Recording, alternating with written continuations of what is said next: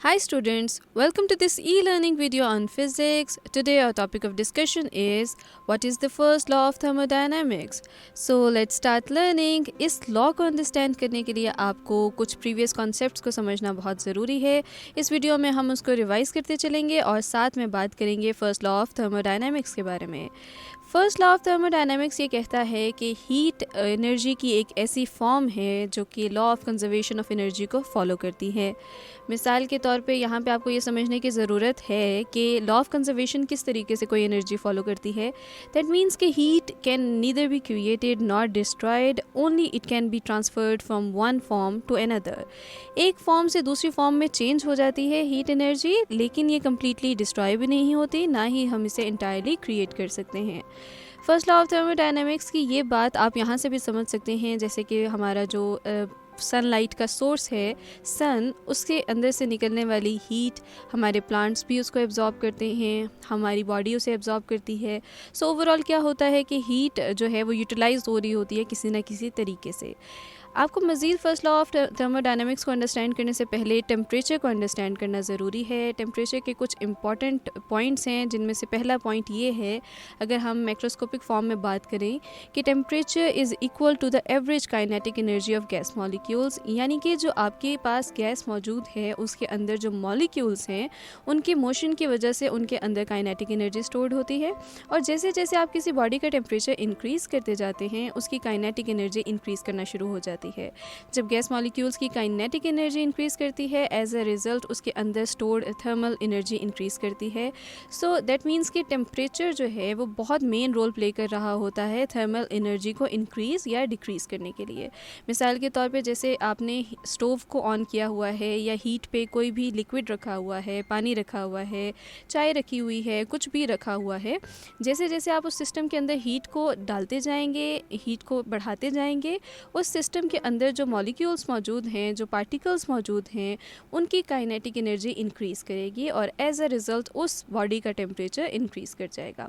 Second जो point है temperature का वो ये है कि temperature measures the degree of hotness and coldness of anything. यानी कि अमाउंट ऑफ हीट को बेसिकली टेम्परेचर बताता है. जैसे फॉर एग्जांपल आपके पास एक कैंडल है, उसको जब आप लाइट अप करते हैं तो उसकी जो टेम्परेचर होता है वो होता है 100 डिग्री सी. और इसी तरह अगर आप एक सिंपली कपकेक की बात करें या किसी भी और चीज़ की बात करें, उसका टेम्परेचर उसके कंपैरिजन में बहुत कम होता है. लेट्स से कि आपने एक रेफ्रिजरेटर से निकाला हुआ, फ्रिज से बेसिकली निकाला हुआ कपकेक बाहर रखा तो उसका टेम्परेचर 5 डिग्री सी होगा. तो ये जो टेम्परेचर है ये बेसिकली आपको अमाउंट ऑफ हीट के बारे में भी बताता है. आपकी बॉडी का टेम्परेचर जब बढ़ता है नॉर्मल टेम्परेचर से ज़्यादा, आप उसको आराम से थर्मामीटर की हेल्प से मेजर कर सकते हैं और आपको पता चलता है कि आप फीवर तो नहीं हुआ हुआ आपको और आपको मेडिकेशंस की ज़रूरत है या नहीं.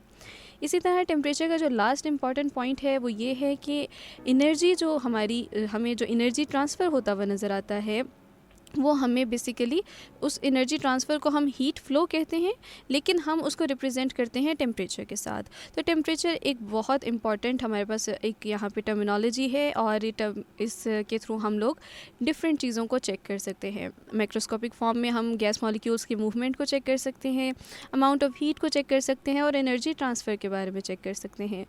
जैसे कि हमें मालूम है कि एनर्जी जो ट्रांसफ़र करती है हीट एनर्जी, वो हॉट बॉडी से कोल्ड बॉडी की तरफ जाती है. यानी कि जो हीट ट्रांसफ़र का प्रोसेस है it is a natural process. यानी कि आपके पास अगर कोई लेट्स से कि हॉट वाटर है, उस किसी भी कप में है या किसी भी ग्लास में मौजूद है और उसका टेम्परेचर 100 डिग्री सी है और आप उसको इंटरेक्ट करवाते हैं किसी भी दूसरी इस तरह की कोल्ड बॉडी के साथ, लेट्स से उसका टेम्परेचर 5 डिग्री सी है, ऑटोमेटिकली क्या होगा, नेचुरली क्या होगा कि हीट ट्रांसफ़र करेगी हॉट जो बॉडी है उससे कोल्ड बॉडी की तरफ. और ये उस सूरत तक होता रहेगा, तब तक होता रहेगा जब तक हमारे पास थर्मल इक्विलिब्रियम वो दोनों बॉडीज़ अटेन नहीं कर लेती. थर्मल इक्विलिब्रियम को मैं आपको रिवाइज़ करवाती चलूँ कि थर्मल इक्विलिब्रियम का मतलब ये हुआ कि दोनों बॉडीज़ सेम टेम्परेचर पे जब तक नहीं आ जाती तब तक हमारे पास वहाँ पे हीट ट्रांसफ़र हमें देखने को मिलेगा. इससे हमें एक और चीज़ पता चलती है कि हीट ट्रांसफ़र सिर्फ उस सूरत में हो सकता है जब हमारे पास दो बॉडीज़ के दरमियान टेम्परेचर डिफरेंस एग्जिस्ट करता हो. अगर टेम्परेचर डिफरेंस एग्जिस्ट नहीं करता तो हीट ट्रांसफ़र नहीं करेगी, और अगर टेम्परेचर डिफरेंस एग्जिस्ट करेगा तो नेचुरली हीट जो है वो ट्रांसफ़र करेगी. अब हमें पता है कि टेम्परेचर को राइज़ करने से टेम्परेचर, इसी तरह अगर हॉट बॉडी कोल्ड बॉडी के साथ इंटरेक्ट करती है तब भी हीट फ्लो होगा। कोल्ड बॉडी को अगर आप लेकर आ रहे हैं बाहर किसी नॉर्मल टेम्परेचर के ऊपर, लेट से रूम टेम्परेचर के ऊपर, तो तब भी आपको प्रॉपर तरीके से हीट ट्रांसफ़र होता हुआ दिखाई देगा। इसी तरह हम अंडरस्टैंड करते हैं अगली टर्मिनोलॉजी जो कि है इंटरनल एनर्जी। इंटरनल एनर्जी क्या होती है? किसी भी सब्सटेंस के अंदर मौजूद तमाम जो हमारे पास एनर्जीज़ मौजूद होती हैं उसका सम जो है उसको हम इंटरनल एनर्जी कहते हैं। अब वो कौन सी एनर्जीज़ किसी भी सब्सटेंस के अंदर या किसी भी सिस्टम के अंदर मौजूद होती हैं, उसमें आपको ये चीज़ जहन में रखनी है कि पहली एनर्जी होती है काइनेटिक एनर्जी, जो हमारे गैस मॉलिक्यूल्स हैं। फॉर इंस्टेंस हम एग्जांपल लेते हैं कि गैस मॉलिक्यूल्स हैं, हमारे पास एक कंटेनर के अंदर गैसेस मौजूद हैं और उन गैस मॉलिक्यूल्स की जो अपनी मोशन है, जो अपनी मूवमेंट है, इसकी वजह से उनके अंदर एक एनर्जी मौजूद है जिसे हम काइनेटिक एनर्जी कहते हैं।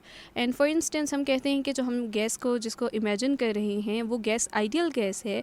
दैट मीन्स कि उनके दरमियान जो मॉलिक्यूल्स हैं वो एक दूसरे के साथ कोई इंटरेक्शन नहीं रखते, they don't interact with each other. तो इस वजह से वहाँ पे जो पोटेंशियल एनर्जी है वो ज़ीरो होगी। एज अ रिज़ल्ट हमारे पास इस तरह के सिस्टम की जो इंटरनल एनर्जी है, जिसका हमने बात की है स्टार्ट में कि sum of all forms of molecular energy is equal to the internal energy. तो उस सूरत में क्या होगा कि internal energy is equal to kinetic energy plus potential energy, और एक आइडियल गैस होने की सूरत में पोटेंशियल एनर्जी ज़ीरो होगा क्योंकि दोनों के दोनों गैसेस हैं उनके मॉलिक्यूल्स एक दूसरे के साथ इंटरेक्ट नहीं कर रहे। एज अ रिज़ल्ट क्या होगा कि उसके अंदर जो इंटरनल एनर्जी मौजूद है वो सिर्फ और सिर्फ काइनेटिक एनर्जी होगी, और जैसे ही हम उस सिस्टम की काइनेटिक एनर्जी को चेंज करेंगे उसकी इंटरनल एनर्जी भी चेंज करेगी। अब समझने की बात यहाँ पे ये है कि फर्स्ट लॉ ऑफ थर्मोडायनामिक्स किस तरीके से बताता है कि काइनेटिक एनर्जी को चेंज करने से उस सिस्टम की इंटरनल एनर्जी वेरिएट करेगी। तो इसके लिए हम एक एक्सपेरिमेंट परफॉर्म करते हैं। एक कंटेनर के अंदर हमने कोई गैस रखी हुई है, लेट्स से कोई आइडियल गैस है, और आइडियल गैस में हमारी जो इंटरनल एनर्जी इस गैस की होगी वो होगी initially U1 is equals to kinetic energy 1, क्योंकि पोटेंशियल एनर्जी यहाँ पे ज़ीरो होगी। पोटेंशियल एनर्जी ज़ीरो होने का रीज़न ये है कि आइडियल गैस है और मॉलिक्यूल्स एक दूसरे के साथ इंटरेक्ट नहीं करते। अब इसी सिस्टम के अंदर जैसे ही हम हीट को ऐड करेंगे, तो हीट को ऐड करने से क्या होगा कि हमारे जो मॉलिक्यूल्स हैं उनके अंदर जो वाइब्रेशन मौजूद थी, जो डिस्टर्बेंस उनके अंदर हो रही थी, उसकी स्पीड बढ़ जाएगी। एज अ रिज़ल्ट क्या होगा कि हमारे पास काइनेटिक एनर्जी इंक्रीज़ करेगी, और हमारे पास after applying heat to the system हमारी काइनेटिक एनर्जी इंक्रीज़ होने की वजह से हमारी इंटरनल एनर्जी की वैल्यू चेंज कर जाएगी। तो जैसे ही हमने हीट ऐड की सिस्टम के अंदर, इंटरनल एनर्जी क्या हो गई, U2 is equals to kinetic energy 2। तो यहाँ पे आप ये देख सकते हैं कि हम इंटरनल एनर्जी का डिफरेंस फाइंड आउट कर सकते हैं, delta U is equals to U2 minus U1, और इससे हमें पता चल जाएगा कि हीट ऐड करने से पहले और हीट ऐड करने के बाद सिस्टम की इंटरनल एनर्जी पे क्या फ़र्क पड़ा। यहाँ पे आपको एक और चीज़ जहन में रखनी है कि हम absolute value of internal energy कभी भी फाइंड नहीं कर सकते, हम सिर्फ और सिर्फ फाइंड आउट कर सकते हैं चेंज इन इंटरनल एनर्जी, और चेंज इन इंटरनल एनर्जी जो है वो सिर्फ और सिर्फ चेंज पे डिपेंड करता है। It does not depend upon the path, किस तरीके से वो चेंज आया डजेंट मैटर, बस चेंज आने की बात होती है। इसी तरह हम बात करते हैं कि फर्स्ट लॉ ऑफ थर्मोडायनामिक्स और वर्क और हीट आपस में किस तरीके से इंटरलिंक्ड है।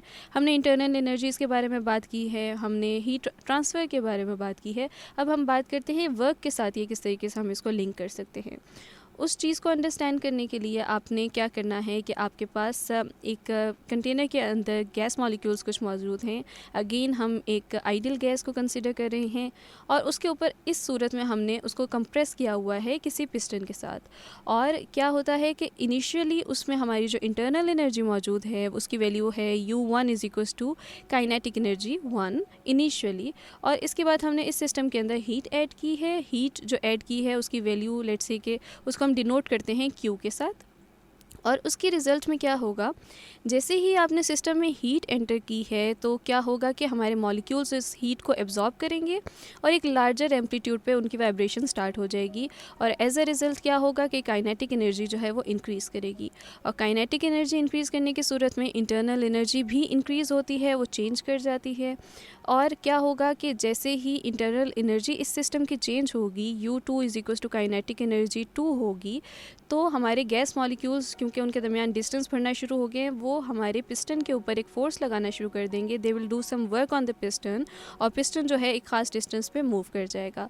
ये जो चेंज आया है कि जो पिस्टन ने मूव किया है अपवर्ड्स की तरफ, वो बेसिकली हमारे पास चेंज इन इंटरनल एनर्जी की वजह से हुआ है।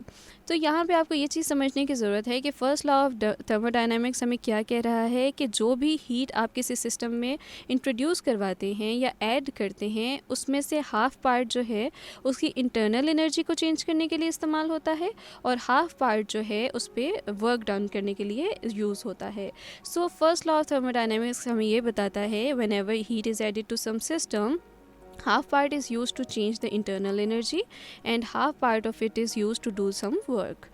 ये था फर्स्ट लॉ ऑफ थर्मोडायनेमिक्स। इसमें हमने रिवाइज़ की हैं कुछ पुरानी टर्मिनोलॉजीज़, हीट ट्रांसफ़र के बारे में बात की है, हमने थर्मामीटर टेम्परेचर के बारे में बात की है, इंटरनल एनर्जी के बारे में बात की है और किस तरीके से फर्स्ट लॉ ऑफ थर्मोडायनेमिक्स बताती है कि हीट जब हम किसी सिस्टम में ऐड करते हैं तो उस सिस्टम पे क्या क्या इम्पैक्ट्स पड़ते हैं। That's all in this video. I hope this video was useful for you. Good luck.